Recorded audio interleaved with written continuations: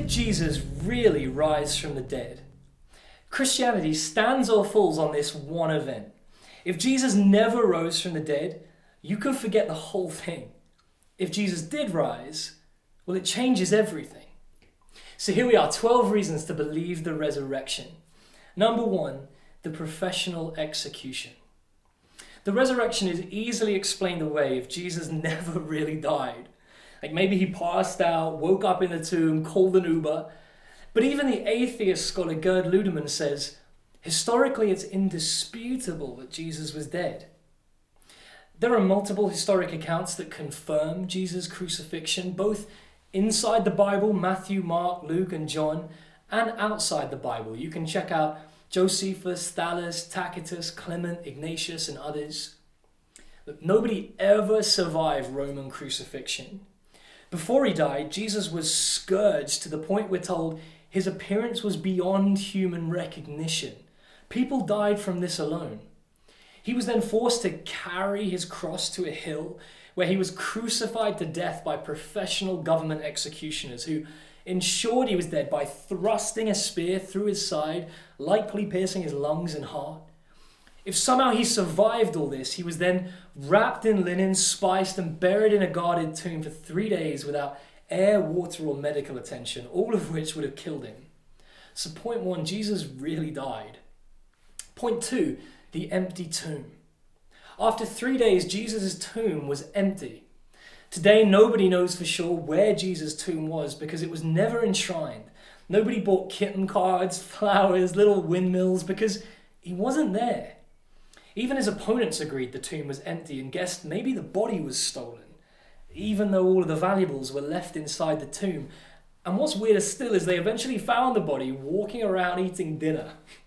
So that's point 3, the fish dinner.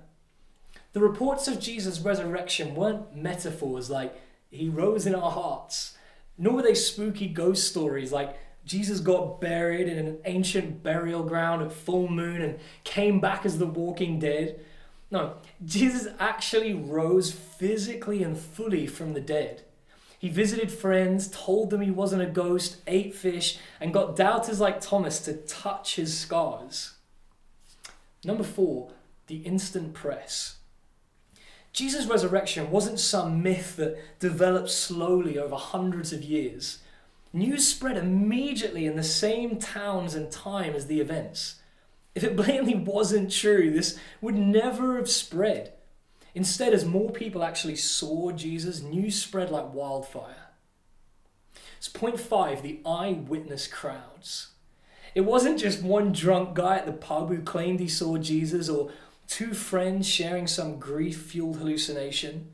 Literally hundreds saw Jesus after he died. One report says 500 saw him together at the same time. In law courts, 1 eyewitness is helpful, 10 is compelling, but hundreds of first-hand eyewitness testimony puts things beyond reasonable doubt. Most of the history we treat as reliable is based on 1 or 2 sources. By contrast, we have an avalanche of data on the resurrection written down and then circulated at the time of the events. Number 6, the surprised faces.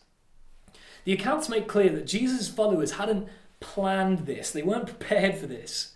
When Jesus rose, Mary was at the tomb looking for dead Jesus. The disciples were off crying over dead Jesus, thinking they believed a lie. And they were just as used to death as you and me, probably more so culturally.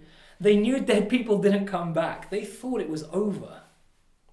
Number 7, the burning stakes. You know, as news spread around, Emperor Nero began executing Christians. Records describe grotesque torture, being torn apart by dogs, being burnt alive at stakes. All they had to do to avoid this fate was deny Jesus. But they didn't. They were fearless. Deny the resurrection or we'll set you on fire. Well, I saw what I saw, so light me up. They were praying in prison. They were singing whilst burning at the stake. Supposedly Peter asked to be crucified upside down. Whatever people saw, clearly it was worth giving their lives for. These are remarkably reliable witnesses who had nothing to gain but torture and death. Nobody got rich. They died for what they saw. 8, the impossible converts. It wasn't just Jesus' religious friends who believed. The earliest Christians were a ragtag bunch of the most unlikely converts, including Roman centurions. One of the most unlikely of all was Paul of Tarsus. Paul was one of the premier enemies of Christianity, utterly devoted to stamping it out, kind of like a first century Richard Dawkins. But when he eventually met the risen Jesus himself, he gave up everything and became a lifelong missionary to Europe. That's kind of like Ricky Gervais and Stephen Fry starting a church plant. When Christianity's most ardent opponents convert, that's interesting. Something happened to convince them. Number 9, the honest details. The resurrection accounts are filled with honest details that, honestly, no one would make up. For example, the disciples who wrote some of the accounts come across really stupid. They were hiding, confused, doubting, disloyal. In one account, a disciple loses his linen cloth in a crowd and has to run home butt naked. That's embarrassing. I wouldn't make that up about myself. Moreover, this was a patriarchal society. We know from ancient texts that women's testimonies weren't accepted in court, and yet it's women that are the first to discover the empty tomb. If they were making it all up, it wouldn't read like this. The only way these details would be there is if that's what actually happened. Number 10, the exact predictions. The Old Testament repeatedly points to Jesus' life, death, and resurrection as God's plan of salvation for the world. Roughly 700 years before the cross, the prophet Isaiah wrote, "He was pierced for our transgressions, he was crushed for our iniquities. The punishment that brought us peace was on him, and by his wounds we are healed. He was cut off from the land of the living, assigned a grave with the wicked. But after he's suffered, he'll see the light of life and be satisfied, for he bore the sin of many." Even Jesus himself on numerous occasions told people he would die and then rise exactly 3 days later. So this wasn't an accident. 11, the powerful God. You might have heard philosophers like David Hume say that miracles can't happen. No matter how much evidence you have for the resurrection, there's always more evidence from natural law saying people don't rise from the dead, so you're probably mistaken.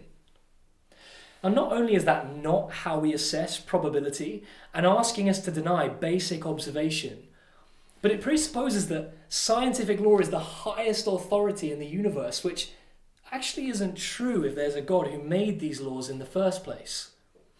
If God exists, then it's perfectly reasonable to believe he's capable of breaking these laws, to enter his world and perform miracles, especially when that's what he repeatedly said he'd do, and then given all the evidence that he went and did it. Number 12, the clear significance. Every religion and worldview out there tries to deal with the problem of suffering and death.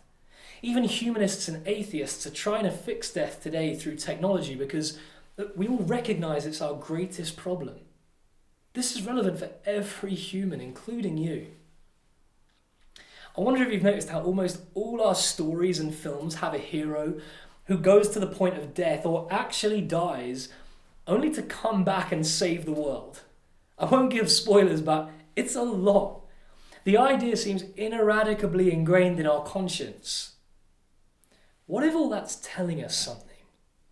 What if the story's true that God sent Jesus to die and then rise again to defeat death and offer you and me a way through death? I mean, if the resurrection's true and I'm trusting Jesus, then I don't need to fear death. It's a cat without claws, a scorpion without a sting. Death has been defeated. Jesus is King of the universe. That means there's so much more to this life, and so much more than this life. Put simply, it changes everything. Sure, if the resurrection's false, well, the Bible itself says faith is futile. Christians should be pitied. But let me ask you, are you so sure there's nothing to this? Are you so confident Jesus is a myth and the resurrection's a lie? Because if I'm wrong about Jesus, then I wasted my life. But if you're wrong about Jesus, you wasted your eternity.